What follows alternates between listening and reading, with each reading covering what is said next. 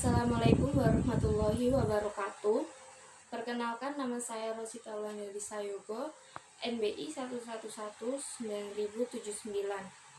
Di sini saya akan memenuhi tugas mata kuliah birokrasi dan governance dengan materi Lembaga Swadaya Masyarakat atau disingkat dengan LSM. Saya akan menjelaskan diantaranya yaitu pengertian dasar hukum, ciri-ciri, macam-macam, fungsi, dan yang terakhir yaitu contoh. Lembaga Swadaya Masyarakat atau disingkat dengan LSM adalah suatu lembaga maupun organisasi yang terdiri atas anggota-anggota yang berasal dari warga masyarakat dan harus sukarela atau atas inisiatif sendiri untuk kegiatan tertentu serta berfokus pada tujuan kemasyarakatan itu sendiri. LSM senantiasa berfokus demi menaikkan taraf hidup serta kesejahteraan masyarakat yang memerlukan. Lembaga Swadaya Masyarakat tentunya berasal dari niatan hati nurani dan bukan hasil dari paksaan oknum tertentu demi tujuan kemanusiaan. Dasar hukum Lembaga Swadaya Masyarakat.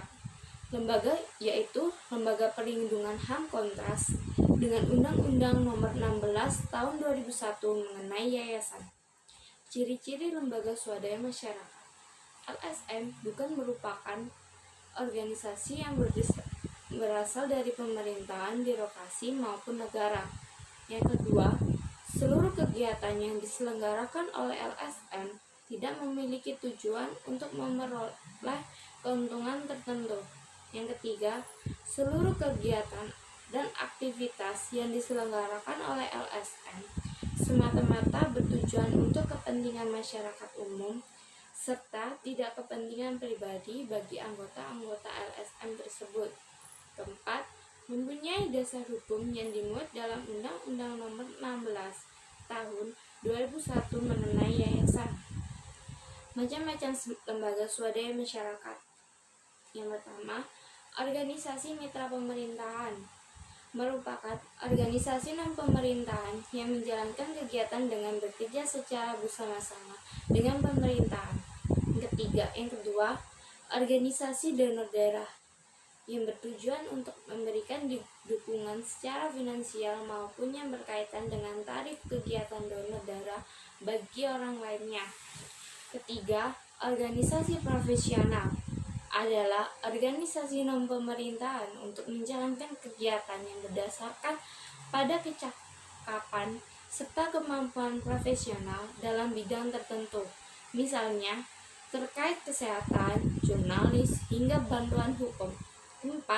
Organisasi oposisi merupakan organisasi non-pemerintahan yang menjalankan kegiatan dengan memilih untuk menjadi penyeimbang dari kebijakan pemerintahan, misalnya memberi kritik, saran terkait pengawasan keberlangsungan pemerintahan.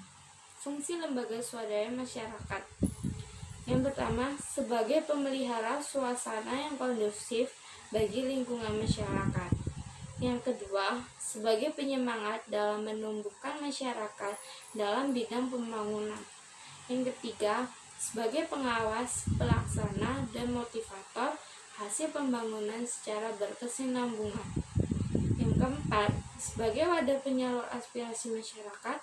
Yang kelima, sebagai organisasi yang ikut serta dalam mensukseskan pembangunan bangsa dan negara. Yang kelima, sebagai pengembang potensi bagi tiap-tiap anggotanya. Contoh lembaga swadaya masyarakat. Yang pertama yaitu YLBHI atau kependekan dari Yayasan Lembaga Bantuan Hukum Indonesia, yakni yang memberikan bantuan hukum bagi masyarakat yang membutuhkan. 2. Kontras atau Komisi untuk Orang Hilang dan Korban Tindak Kekerasan adalah LSM untuk membantu para korban tindakan kekerasan dan orang yang dianggap telah hilang. 3. LSAM atau Lembaga Studi dan Advokasi Masyarakat yang merupakan LSM yang bertujuan untuk memberikan bantuan advokasi maupun studi terkaitnya kepada masyarakat yang membutuhkan. PBHI yang merupakan kependekan dari Perhimpunan Bantuan hukum dari hak asasi Indonesia merupakan salah satu contoh LSM yang ada di Indonesia, di mana berfokus pada pemberian bantuan hukum bagi yang mengalami kekerasan atau korban dan tindak kejahatan tertentu. Sekian penjelasan materi yang saya sampaikan. Jika ada salah kata, mohon dimaafkan. Wassalamualaikum warahmatullahi wabarakatuh.